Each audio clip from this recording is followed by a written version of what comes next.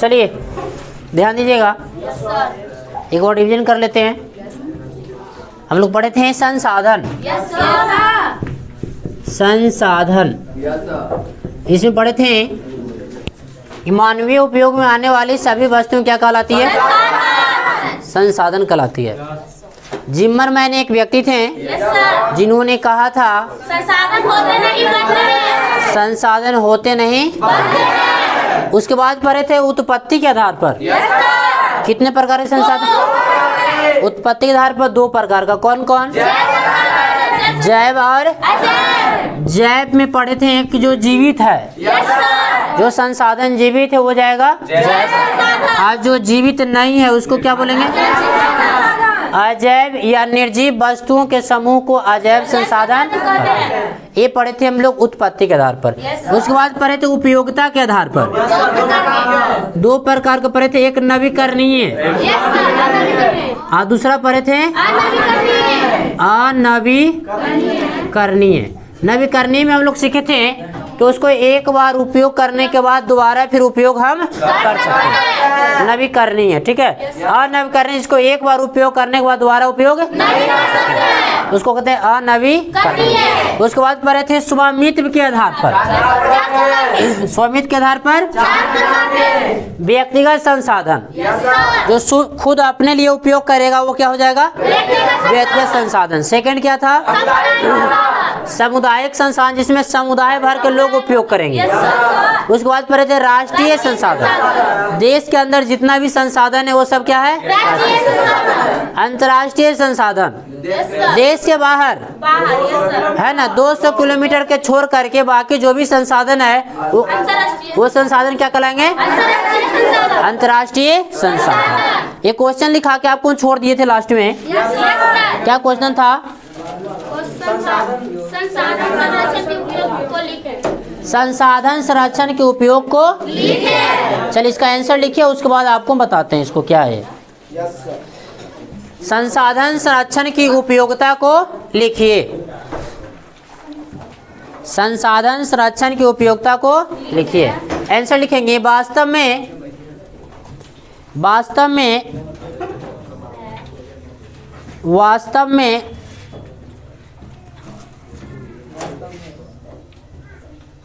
एक मिनट, संसाधन क्या करना है? संरक्षण है ना? Yes sir. एक मिनट,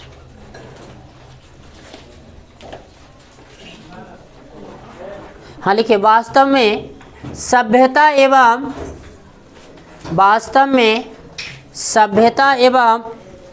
संस्कृति के विकास में वास्तव में सभ्यता एवं संस्कृति के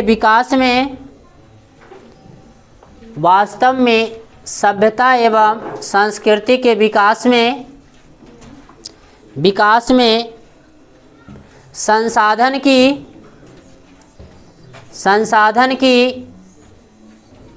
संसाधन की अहम भूमिका होती है। संसाधन की अहम भूमिका होती है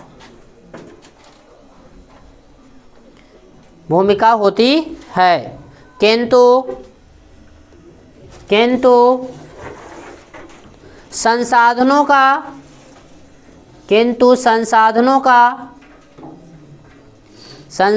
का अविवेकपूर्ण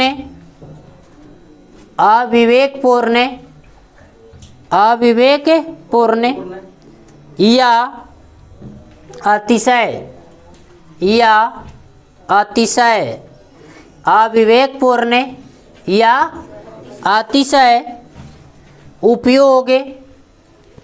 अतिशय उपयोग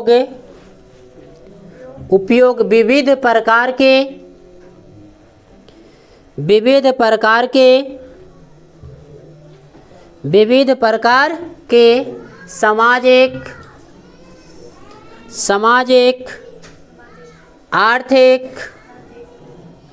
सामाजिक आर्थिक सांस्कृतिक एवं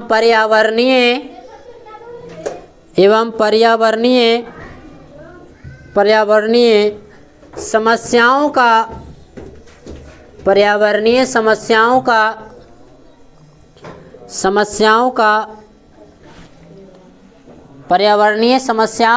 का जन्म देती है।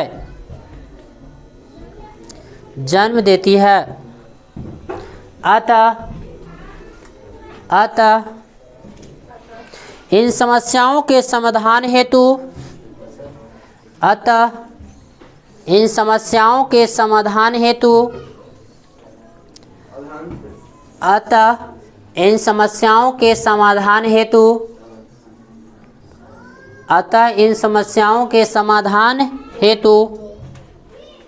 संसाधनों का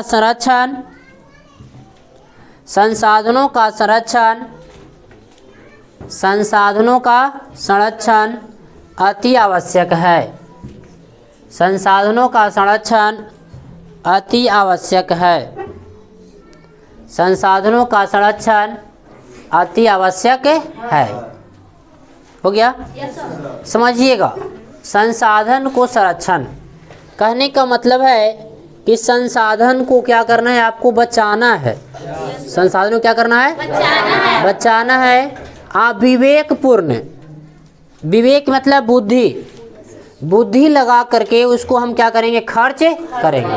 लेकिन यहाँ लिखा अविवेकपूर्ण, माने आप बुद्धि नहीं लगा रहे हो, आप अतिशय मतलब लगातार उसको उपयोग करते जा रहे हो। आने वाला समय में धीरे धीरे क्या हो जाएगा, खत्म हो जाएगा। तो संसाधन को हमको संरक्षण करना है ताकि आने वाला पीढ़ी जो है, आने वाले जो हमारे जनरेशन जो है आगे, वो क्या करे, उसका भी उपयोग कर सके। यानी कि आज ढेर सारा मेरे पास कोयला है, पूरा उपयोग कर जाओ। ढेर सारा मेरे पास ईंधन है जलाने के लिए, सब उपयोग कर जाओ। अब आने वाला समय में वो क्या हो जाएगा, खत्म हो जाएगा। समझ रहे हैं ना? तो संसाधन को हमको उपयोग करना है, लेकिन यह ध्यान में रख करके कि आने वाला आगे वाला पीढ़ी भी उसको उपयोग कर सके। तो ये होता है सर संसाधन का संरक्षण। जैसे आज पानी पर्याप्त मात्रा में मेरे पास है, पानी पूरा उपयोग करते जा रहे हैं, गिरा रहे हैं, इधर खर्च कर रहे हैं, लेकिन आने वाला समय पानी की कमी हो जाएगी। तब उस समय हम लोग को याद आएगा कि नहीं, संसाधन को संरक्षण करना चाहिए। लेकिन आज से ही हमको क्या करना है, संसाधन को संरक्षण करना है। चलो यहाँ तक किसी को दिक्कत? अब ध्यान दीजिएगा, पर्यावरण संरक्षण हेतु, पर्यावरण को संरक्षण करने के लिए एक जगह है स्टॉकहोम, नाम सुने? स्टॉकहोम में एक शिखर सम्मेलन हुआ। स्टॉकहोम में क्या हुआ? शिखर सम्मेलन हुआ 1972 में। 1972 में स्टॉकहोम एक शिखर सम्मेलन होती है। शिखर सम्मेलन 5 जून 1972 को, 5 जून 1972 को पर्यावरण को संरक्षण करने के लिए, किसको संरक्षण करने के लिए? पर्यावरण को संरक्षण करने के लिए स्टॉकहोम में एक शिखर सम्मेलन होता है। बहुत सारे देश लोग उसमें शामिल होते हैं और उसी दिन से सर 5 जून को पर्यावरण दिवस मनाया जाता है। उसी समय से 5 जून को क्या मनाया जाता है? पर्यावरण दिवस मनाया जाता है। आपसे क्वेश्चन पूछा जाएगा, पर्यावरण दिवस कब मनाई जाती है? 5 जून। 5 जून को प्रत्येक वर्ष 5 जून को क्या मनाया जाता है? पर्यावरण दिवस। कोई दिक्कत है? इसकी शुरुआत कब हुआ? 1972 में। कहाँ सम्मेलन हुआ था? स्टॉकहोम। कहाँ हुआ था? स्टॉकहोम, जहाँ कहा गया था कि पर्यावरण को हम क्या करेंगे? संरक्षण करेंगे, पर्यावरण को बचाएंगे, ज़्यादा उसको हम खर्च नहीं करेंगे, उसको ज़्यादा प्रदूषित होने नहीं देंगे। इसको नोट कर लीजिए डायरी करके। लिखिए, पर्यावरण संरक्षण हेतु, पर्यावरण संरक्षण हेतु, पर्यावरण संरक्षण हेतु, पर्यावरण संरक्षण हेतु सर्वप्रथम स्टॉकहोम में, सर्वप्रथम स्टॉकहोम में, सर्वप्रथम स्टॉकहोम में 5 जून 1972 को 5 जून 1972 को पर्यावरण संरक्षण हेतु स्टॉकहोम में 5 जून 1972 को विश्व शिखर सम्मेलन आयोजित किया गया। विश्व शिखर सम्मेलन आयोजित किया गया।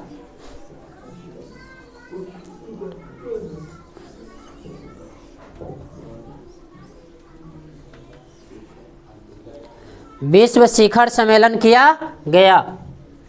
हो गया। 5 जून 1972 को विश्व शिखर सम्मेलन किया गया। हो गया सर, किया गया। एक और लिख दीजिए नीचे डायरेक्ट करके। प्रत्येक वर्ष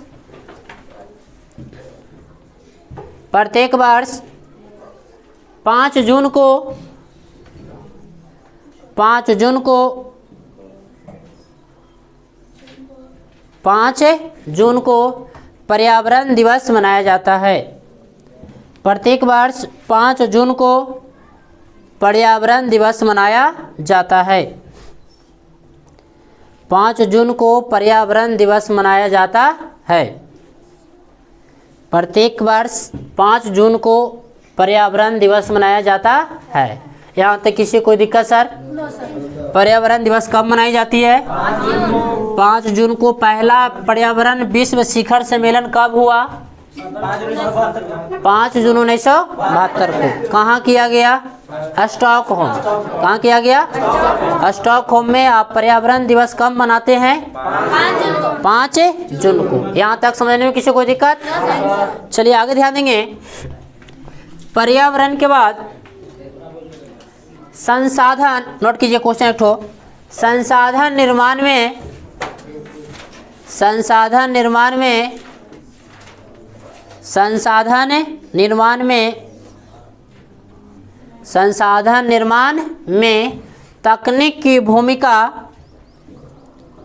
तकनीक की क्या भूमिका है?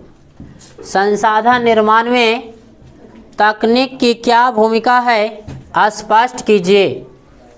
संसाधन के निर्माण में तकनीक की क्या भूमिका है? स्पष्ट कीजिए। संसाधन के निर्माण में तकनीक की क्या भूमिका है? स्पष्ट कीजिए। हो गया सर? Yes sir. संसाधन के निर्माण में तकनीक की क्या भूमिका है? स्पष्ट कीजिए। क्वेश्चन आंसर लिखिए, उसके बाद इसको हम समझाते हैं आपको। लिखिए आंसर। संसाधन निर्माण में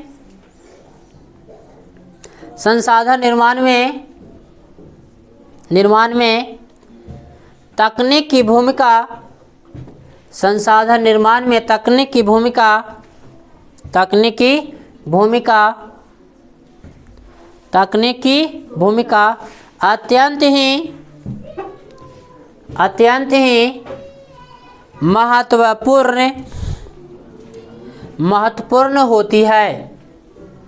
अत्यंत ही महत्वपूर्ण होती है। अत्यंत ही महत्वपूर्ण होती है।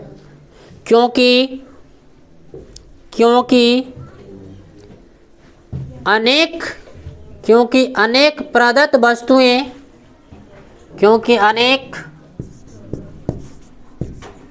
प्रदत्त वस्तुएं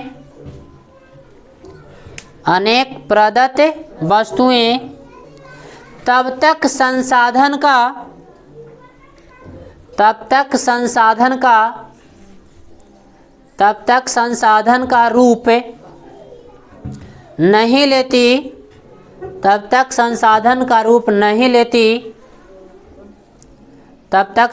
का रूप नहीं लेती जब तक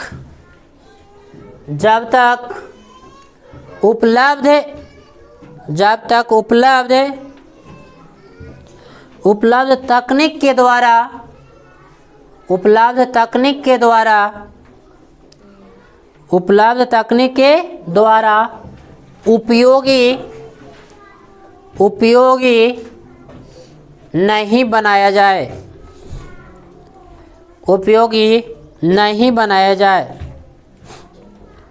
नहीं बनाया जाए। जैसे, उसी में लिखते जाइएगा।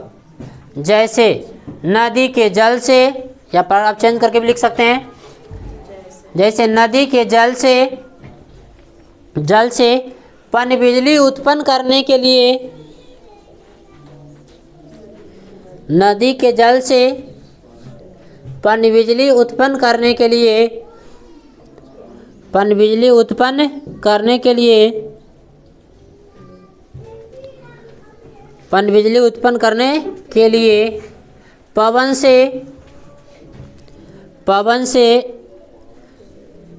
ऊर्जा उत्पन्न करने के लिए पवन ऊर्जा उत्पन्न करने के लिए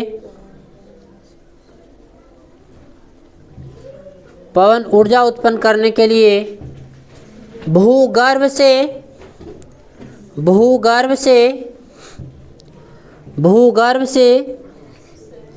खनिज अयस्कों को निकालने के लिए भूगर्भ से खनिज अयस्कों को निकालने के लिए भूगर्भ से खनिज अयस्कों को निकालने के लिए इन सभी में निकालने के लिए इन सभी में अलग अलग तकनीक का उपयोग किया जाता है। अलग अलग तकनीक का उपयोग किया जाता है। इन सभी में अलग अलग तकनीक का उपयोग किया जाता है। इन सभी में अलग अलग तकनीक का उपयोग किया जाता है। हो गया सर? चलिए ध्यान दीजिएगा, इसको समझ लेते हैं थोड़ा सा। संसाधन के निर्माण में तकनीक की भूमिका। जैसे सर हम पनबिजली उत्पन्न कर रहे हैं, पनबिजली का मतलब पानी से बिजली, पानी से क्या उत्पन्न कर रहे हैं? बिजली। तो पानी से हम बिजली उत्पन्न करने के लिए सर हमको तकनीक चाहिए, टेक्निकल वस्तु चाहिए। अब मेरे पास जनरेटर नहीं है तो बताइए उससे हम बिजली उत्पादन कर सकते हैं? नहीं। जल प्रपात बना हुआ है, पानी में स्पीड भी है, लेकिन किसी पर कोई तकनीक नहीं है, तब तक हम पनबिजली उत्पन्न नहीं कर सकते हैं। लेकिन मेरे पास तकनीक है, ऊपर से पानी गिर रहा है और नीचे हम जनरेटर लगा दिए, इसमें बड़ा बड़ा डायना लगा दिए। क्या लगा दिए सर? डायना लगा दिए। इस पर पानी गिरेगा तो डायना क्या होगा? रोटेट करेगा, घूर्णन करेगा, नचेगा। जब ये नचेगा सर तो इससे करंट निकलेगा कि नहीं निकलेगा? निकलेगा। बताइए संसाधन के निर्माण में तकनीक की भूमिका हुआ कि नहीं हुआ? आप देखे होंगे गंधक, सल्फर, गंधक देखे हैं? गंधक देखे होंगे। गंधक को निकालने के लिए खनिज है, जमीन के अंदर हमको पाइप बोरिंग पहले करते हैं, एक नहीं 3 करते हैं, 3 हम कर दिए सर। यहाँ गंधक है, पहले पता लगा लिए कि यहाँ गंधक है। इससे क्या किया? गर्म पानी दिए। क्या दिए इसमें? गर्म पानी पूरा हीट करके। इसमें वाष्प दिए। क्या दिए सर? वाष्प दिए, या और भी केमिकल मिला दिए। उसके बाद सर जब यहाँ जो केमिकल है वो गलेगा, गंधक जो है सल्फर यहाँ गलेगा, गलने के बाद वो क्या? वो फेन बनाएगा। क्या बनाएगा? फेन। अब बना करके फेन सर ऊपर क्या हो जाएगा? निकल जाएगा बाहर। बताइए तकनीक की भूमिका हुआ कि नहीं हुआ? अब ये तकनीक नहीं होता सर तो अंदर हम जाते निकालने, एक बोरिंग करते हैं, अंदर हिल जाते हैं और निकाल करके लाते हैं। ऐसे संभव है? नहीं, तकनीक होना बहुत जरूरी है। एक और सर पवन ऊर्जा। अब बड़ा बड़ा सब जो है खड़ा कर दिए, खंबा खड़ा करके, और ऊपर जो है बड़ा बड़ा घिरनी नचाते ना है, पंखा लगा दिए बड़ा बड़ा लगा करके, वो हवा आएगा, इसको क्या करेगा? घुमाएगा, नचाएगा। अब यहाँ मन है यहाँ जनरेटर फिट कर दो, यहाँ से करंट आना शुरू हो जाएगा। वो कर नीचे ला के सर गेहूँ पीस रहे हैं, उसको नचाने वाला सिस्टम लगा हुआ है, वो नचेगा तो नीचे भी नचेगा, तो यहाँ भी जो क्या होगा? पवन ऊर्जा उत्पन्न होगी। तो इस सभी में हमको क्या है? तकनीक की आवश्यकता पड़ती है, तभी जो है एक अच्छी ढंग से जो है हम संसाधन का उपयोग कर पाते हैं। बिना तकनीक का सर सभी संसाधन का उपयोग करना संभव नहीं है, कुछ न कुछ सर तकनीक लगाना पड़ता है। चलिए यहाँ तक किसी को समझने में कोई दिक्कत? चलिए पहला चैप्टर सर आज आपका क्या हो गया? कंप्लीट हो गया। अब सेकंड चैप्टर में हम लोग चलेंगे, ठीक है।